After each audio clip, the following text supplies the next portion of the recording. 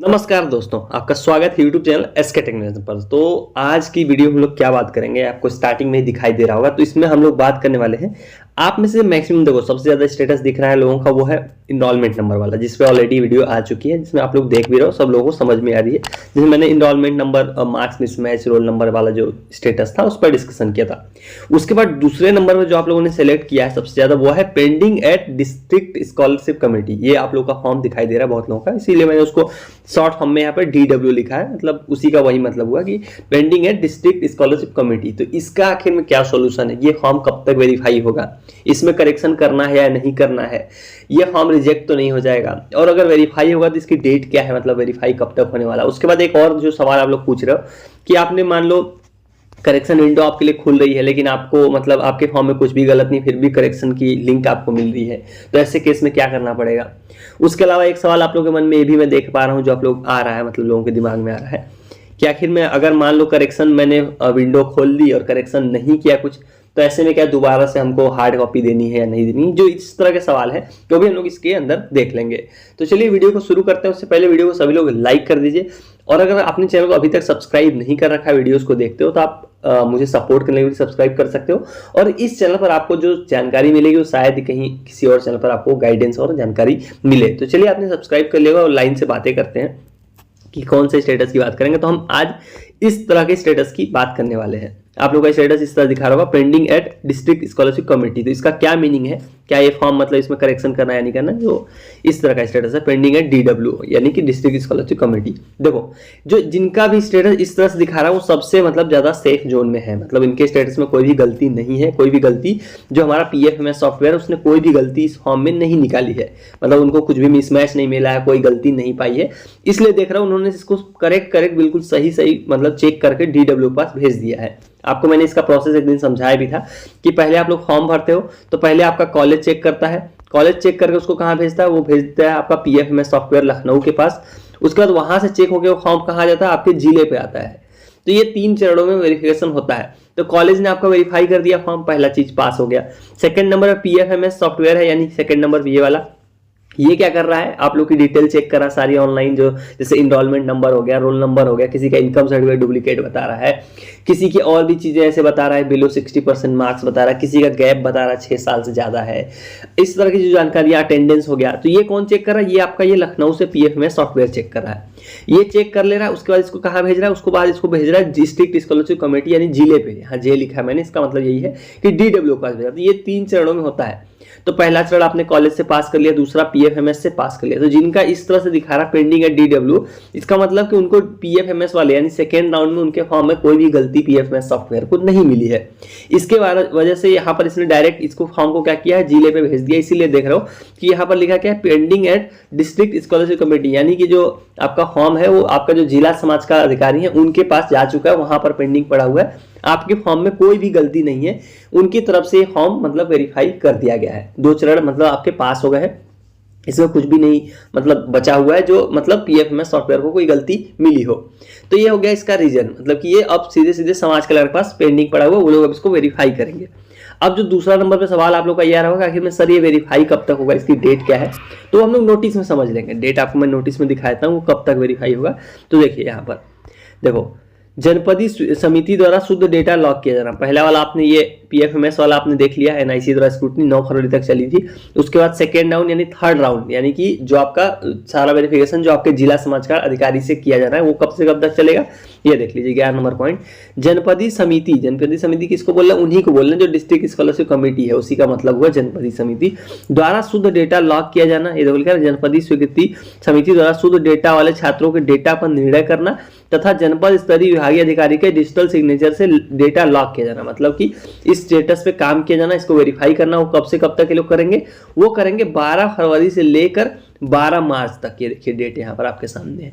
तो जो उस तरह का स्टेटस है कब तक बदलेगा, आखिरी डेट कब तक है उसकी, वो बदलेगा 12 मार्च तक। मेन तो जो जिनका भी फॉर्म में कोई करेक्शन नहीं हो रहा है उन सभी का स्टेटस 26 से लेके 26 फरवरी के आसपास मतलब उनका वेरीफाई कर दिया जाएगा, या फिर आप समझ लो मैक्सिमम 28 फरवरी तक जाएगा। मतलब 26 फरवरी लास्ट तक जो है कि जिनके फॉर्म में कोई करेक्शन नहीं है उसका समाज कल्याण अधिकारियों से भी वेरीफाई कर दिया जाएगा। उसका जिन छात्रों का करेक्शन है उनका वेरीफाई करेंगे 12 मार्च तक, मतलब इसी में लिखा हुआ है, मैं बाद में बताऊंगा। लेकिन आप अभी समझ लो कि जो लास्ट डेट है इसको वेरीफाई करने की वो है 12 मार्च। तो आपको इस फॉर्म में क्या करना है अब ये समझना पड़ेगा, मतलब कि जिनका भी मतलब पेंडिंग है डिस्ट्रिक्ट कमेटी है उनका क्या करना पड़ेगा। उनको फिलहाल तो कुछ भी नहीं करना है क्योंकि पीएफएमएस ने कोई गलती नहीं निकाली है आपके फॉर्म में, तो उसमें कुछ भी नहीं करना है। अब बात करते हैं कि अगर करेक्शन की लिंक खुल रही है तो उसमें बहुत लोगों को सवाल है कि सर अगर करेक्शन की लिंक खुली इसका मतलब कुछ गलत है। ऐसा जरूरी नहीं है कि आपके लिए करेक्शन की विंडो खुली है तो आपके लिए कुछ गलत ही हो। आपको क्या करना पड़ेगा, आप सारा देखो करेक्शन में अगर आप टच कर रहे हो, करेक्शन की लिंक ओपन कर रहे हो, आपने अगर उसमें मान लो कोई भी डिटेल चेंज नहीं की, मान लो अगर आपने चेंज भी कर दी कोई जानकारी चेंज की, तो अगर आपने फाइनल सबमिट जब तक नहीं किया वो मान्य नहीं होगा। तो अगर आपको कोई डिटेल भी देखनी है तो आप करेक्शन विंडो पे जाके देख सकते हो, लेकिन आपको क्या करना है उसमें कुछ चेंज नहीं करना और फाइनल सबमिट नहीं करना है। जब तक आप फाइनल सबमिट नहीं करोगे वो मान्य नहीं होगा, तो इस चीज का आपको ध्यान रखना है। तो अगर लिंक आ भी रही है आपके फॉर्म में, आपको मालूम है कुछ भी गलत नहीं है, तो आपको उसमें कुछ भी टच नहीं करना, उसको रहने देना है। क्योंकि देखो करेक्शन करोगे तो होगा क्या, करेक्शन करोगे ना तो उसमें दोबारा से उसको लखनऊ भेजा जाता है, NICPF में जो सॉफ्टवेयर है दोबारा से उस चीज को चेक करेगा, उसके बाद दोबारा से वो फॉर्म आपका DW अधिकारियों के पास जाएगा, दोबारा से वो वेरीफाई होगा। तो ये 2 स्टेप आपके दोबारा बढ़ जाएंगे। उससे अच्छा है कि आप करेक्शन तभी करो जब उसकी नीड हो। तो ये आपका ये वाला सवाल का जवाब हो गया। अब बात करते हैं जो एक और आप लोग के मन में डाउट आ रहा है कि आखिर में जो है कि करेक्शन के बाद क्या करना पड़ता है। देखो करेक्शन के बाद आप क्या करोगे, करेक्शन के बाद आप दोबारा फाइनल सबमिट करोगे। सभी लोग जब फाइनल सबमिट करोगे तो आपको डॉक्यूमेंट जो है हार्ड कॉपी होगी और उससे रिलेटेड जो डॉक्यूमेंट है दोबारा से आपको अपने कॉलेज में ले जाके सबमिट करने पड़ेंगे। उसके बिना वो करेक्शन मान्य नहीं होगा और आप हम अपना खुद ही रिजेक्ट करवा लोगे। तो उसको कॉलेज से दोबारा आपको फॉरवर्ड करना पड़ेगा। और उन सबकी डेट क्या है, उन सबकी डेट है 17 फरवरी 2024 तक। ये देखो यहाँ पर कि छात्रों द्वारा सही आवेदन को जमा करना और संस्था द्वारा अग्रसारित करना, पुनः अग्रसारित करना और फिर से अग्रसारित करना 17 फरवरी तक। तो आज कितनी तारीख हो गई, आज हुई 14 फरवरी। तो 3 दिन का और टाइम है और करेक्शन करने का जो टाइम है वो सिर्फ कल तक का है, 15 तक करेक्शन कर सकते हो, 2 दिन दिया गया है कॉलेज को। तो ये हो गया ये वाला सवाल जो आप लोग का इस तरह का सवाल था कि आखिर में ये कब होगा। तो अब बात करते हैं, ये सारे हो गए मतलब जो आपका पेंडिंग है डिस्ट्रिक्ट स्कॉलरशिप कमेटी का, मैंने पूरा आपको समझा दिया, उसमें कुछ भी नहीं करना है, फॉर्म परफेक्टली ओके है उसमें। अगर कुछ गलत नहीं है तो करेक्शन भी आपको टच नहीं करना है। अगर करेक्शन की लिंक दिख भी रही है, आपका फॉर्म गलत नहीं है, तभी भी आपको उससे कोई परेशान नहीं होना, कुछ नहीं होना है।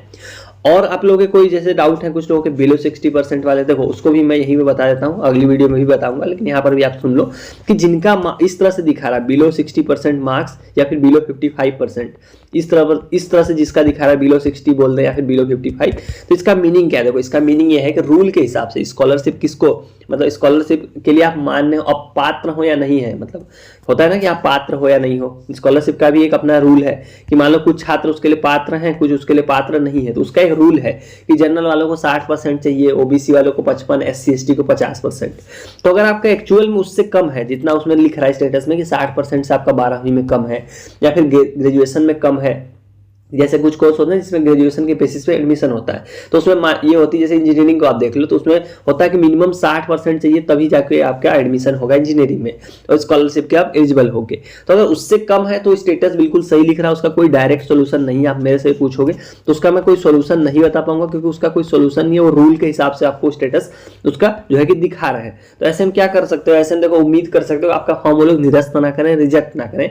लास्ट टाइम ऐसा हुआ था, कुछ लोगों की छात्रवृत्ति उससे कम में भी आई है, तो उम्मीद करें कि आपका 60 से कम है और लोग रिजेक्ट ना करें, तो ही एक उम्मीद बन सकती है। अदरवाइज इसका कोई डायरेक्ट सोल्यूशन नहीं है। अगर 60 से कम है तो ऐसे भी आप मेरिट लिस्ट में नहीं आओगे, जो कि मैंने आपको बताया था कि मेरिट बनाई जाती है।